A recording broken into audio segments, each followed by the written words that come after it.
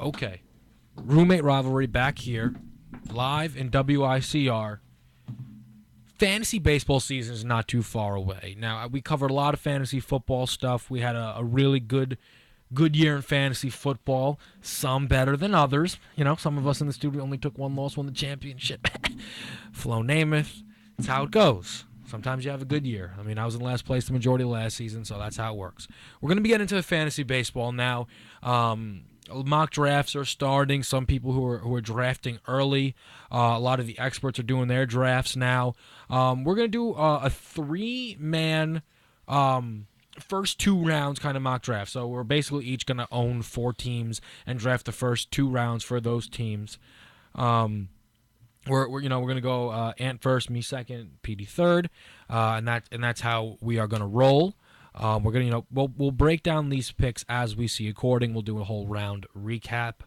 Ant, you're on the clock. Mm-hmm. You got the first pick of the entire draft. Talk to me. Picking my favorite player that's not in the Yankees, Bryce Harper. Wow. It's not because of you. Okay. It's because of you. I didn't say it was. You gave me that look. All right. We'll recap. I know who you're taking too, so it doesn't matter. I'm easily taking Mike Trout at 2. I would take Mike Trout at 1. I think Mike Trout is the best player in baseball. I think he can do it all. He can bat for 300. He hits well over 30 home runs, 100 RBIs. He can steal. He's just so talented. Probably, when it's all said and done, will be the best player I've ever seen. So for that reason, I got and I entered a mock draft actually to keep the player list in front of me. Keep that off. Yeah, you got it, bud. So I would definitely go Trout at 2. I go. Yeah. You write this down. I go Goldschmidt. My writing. I have my picks. Oh, he's writing it down. All right, cool.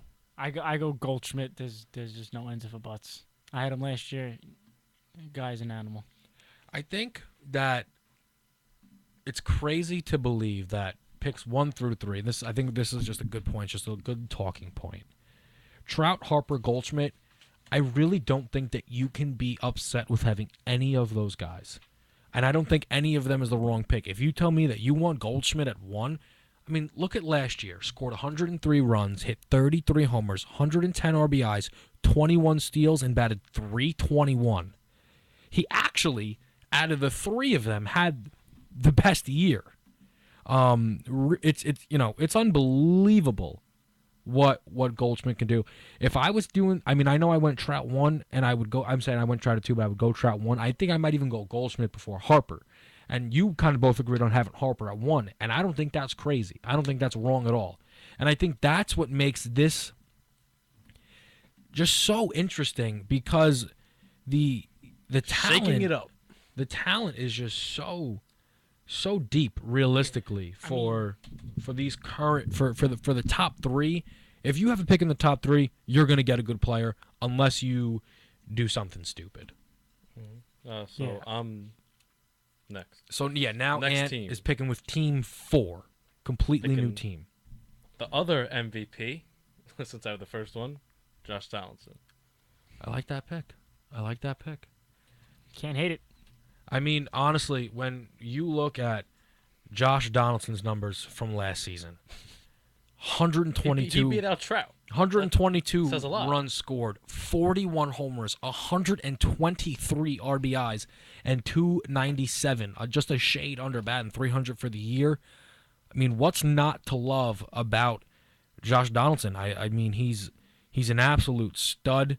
Was easily the MVP of the AL last year. I never thought anyone would ever take that away from Trout for the next 10 years. So, I mean, you got it. Josh Donaldson is really an intriguing piece this year. Yeah. He's going to be fun to watch. So now it comes to me here, pick 5. And if I was on the board here, there's a lot of mock drafts that got Kershaw at 4, 5, even in that range.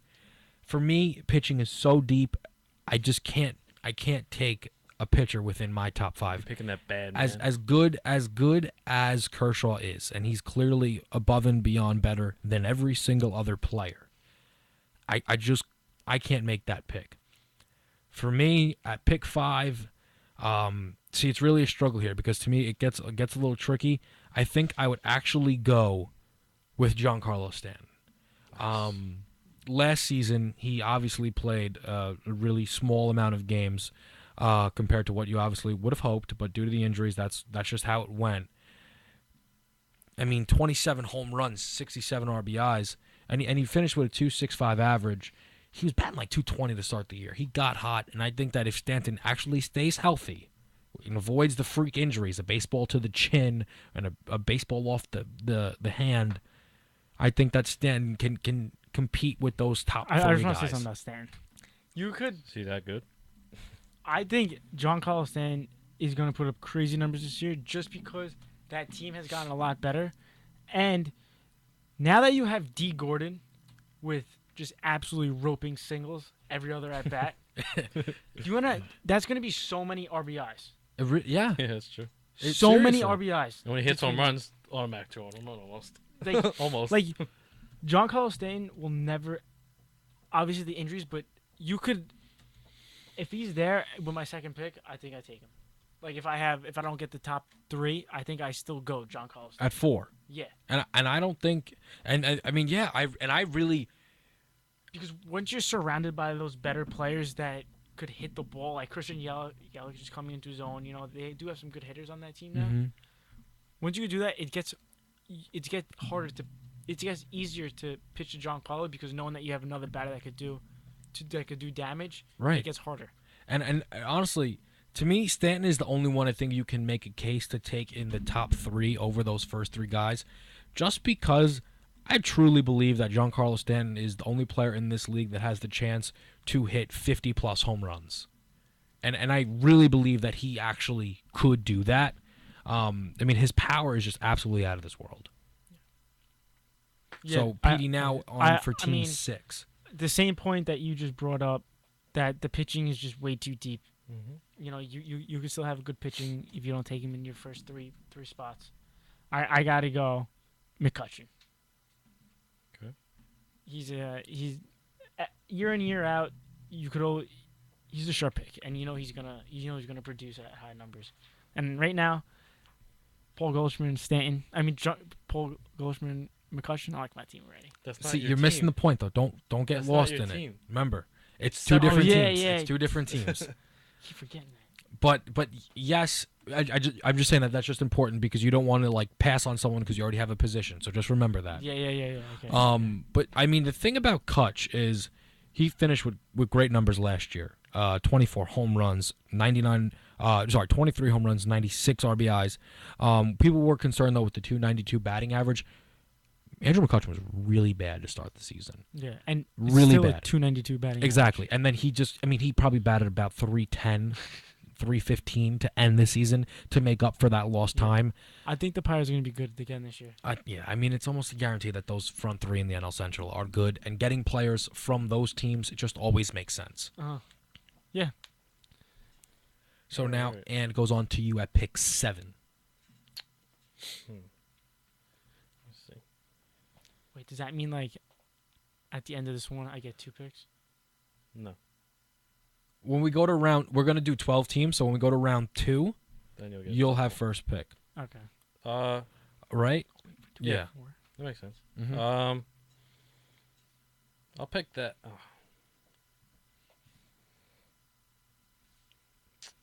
Is Machado consider since this is fantasy? Is Machado going to be third base and shortstop? I would say right now I'm Yes or no? going to do it as far as Yahoo, so I will say yes. So yes, I'm picking Manny Machado. Wow. That's crazy. Why is that crazy? That's no. I mean, I don't know. I don't think it's. First of all, Come on. look at the man. What? I mean, Who would you pick? last year, Manny Machado hit 35 home I would runs. pick Chris Bryant and Chris Miggy Bryant. and Nolan Arenado over Manny Machado. No. The only thing Nolan Arenado is just bat runs. He's an RBI machine. Animal. I think Arenado is great. I think Miguel Cabrera is great. I think Chris Bryant is great. The thing that makes, to me, Manny Machado so valuable is that he could play shortstop. It's on 35 fantasy too. 35 home runs. 35 home runs. at the shortstop position and only getting better. 102 runs scored and 20 stolen bases. I get the pick. Now, I'm not saying I would have gone with him at 7. I don't think I would have gone with him at 7, but I definitely get the pick because putting him in at shortstop, I think, makes him extra valuable. Because the depth at third base, as you mentioned, Donaldson, Arenado, Bryant, Machado, there's depth at third base. To me, you go to shortstop, Correa, Machado, big drop-off after that. Really big drop-off after that. And I think that at this point, you can trust Machado a bit more. But I get your points. So the 8th pick of the draft. See, here's where it gets tough. Because I still, again, I wouldn't want a pitcher so like when there's just depth at pitching. However, when you're at pick 8 and you have the opportunity to get the guy who is just unfairly better than everyone else at his position, you have to take, in my opinion, Kershaw. He's the only pitcher who I would probably take. I know he's definitely the only pitcher I'd take in the first round, probably the only pitcher I'd take in the first 2 rounds. But at pick 8, I would take Kershaw. I mean, last year he struck out 300 people. That has, I mean, come on. It's been unheard of for the past couple of years. Clayton Kershaw is another animal.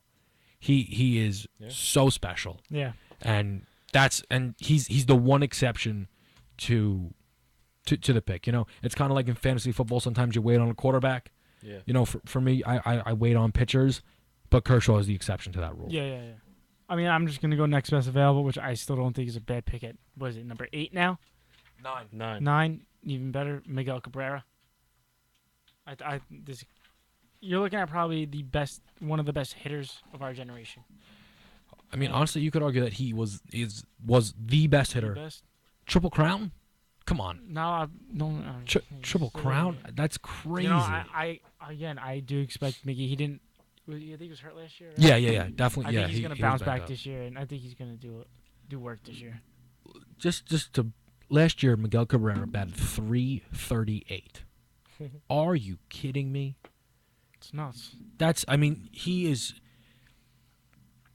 He's probably the best hitter in baseball still. He's what? Is it, You can ask your question on the mic. The Don't next one worry. is Don't worry. Team 4, right? What? We're on pick 10. Ant is gonna have pick 10. No, It's the 10th team. There's 12 different teams. Yeah. So your next pick will be for your 4th team. Yeah. Okay. Okay. Yeah, yes. Okay.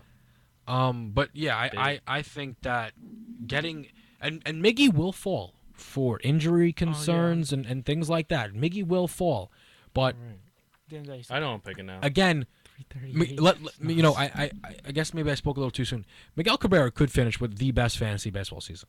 Yes. He is still Yeah. that good. Yeah. So at pick 9, you actually could get the best player. It's a great pick just for the potential. Yeah. And I don't think there's any possible way that Miguel Cabrera has a bad season unless he's injured the whole year. I'm going to pick the other shortstop, Carlos Correa, for pick 10. I absolutely love that. Last year I owned Carlos Correa, and he was probably I owned him too in our league. the most important piece in my championship, I think. I mean, just look at what 22 home runs. He didn't even play did he play the full 14 season? steals. No, I mean he probably played half a season.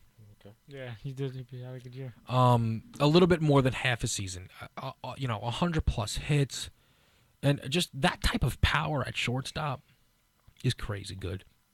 It's crazy good. It's so valuable.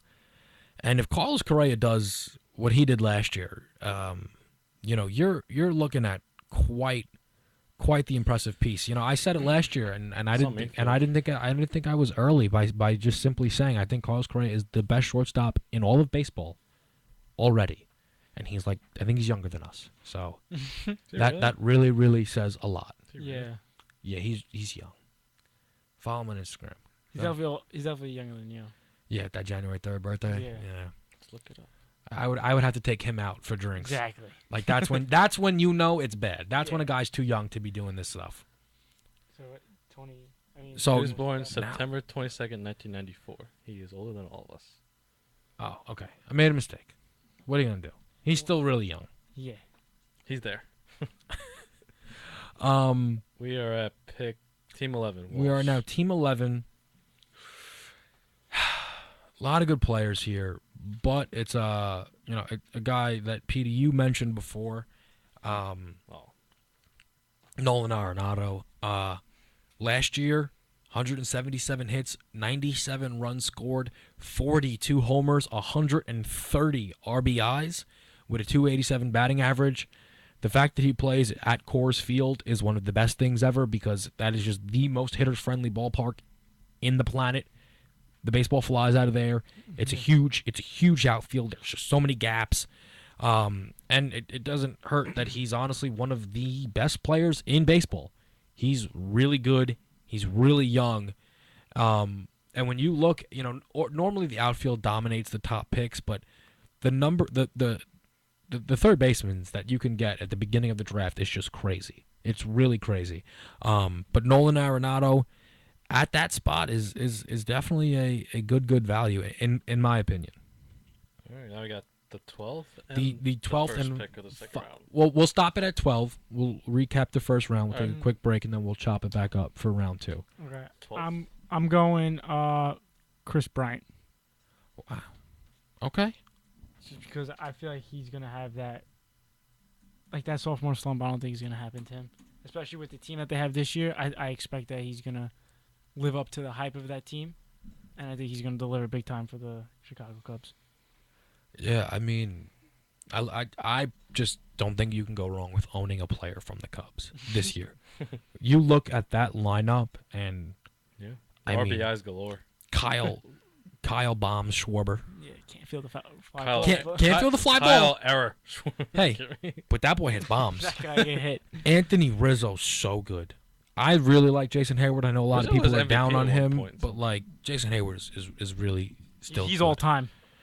I mean, and then you got All time. Chris Bryant. You throw Ben Zobrist in the mix. It's Addison Russell still. yeah. If Addison Russell comes through, I mean it's Yeah. crazy good that lineup, and Mm. just getting players off that team is a winning strategy in my opinion. So, I got the next pick also. Yeah, but we're gonna do a Yes. quick break. I just want to Quick break. quickly ask, in your guys' opinion, right?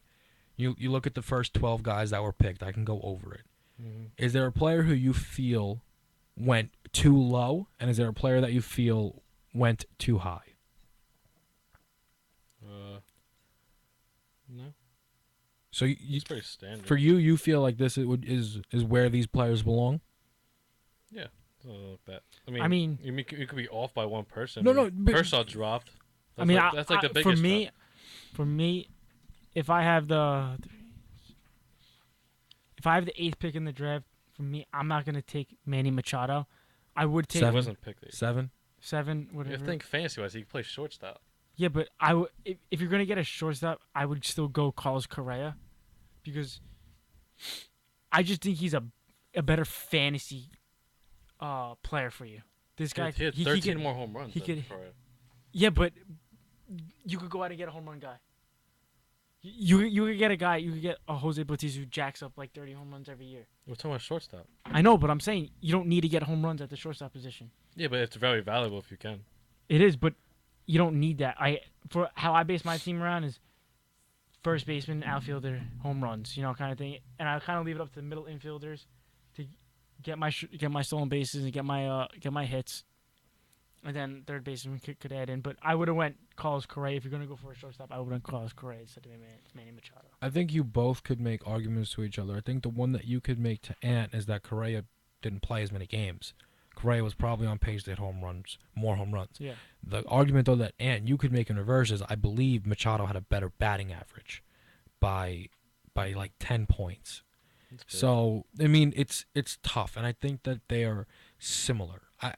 To me, There's only 2 picks in between them. exactly. I mean, to me, It's not like he dropped off to 12. I think that Or even I'm lower. scared a bit of McCutcheon at 6. He's really good, and he can be great. But like That's your guy.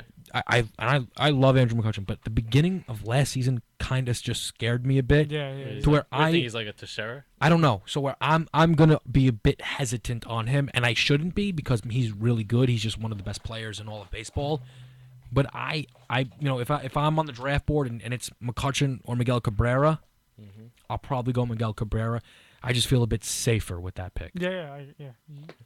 But all right, we're gonna take a quick break, and we'll come back with round 2.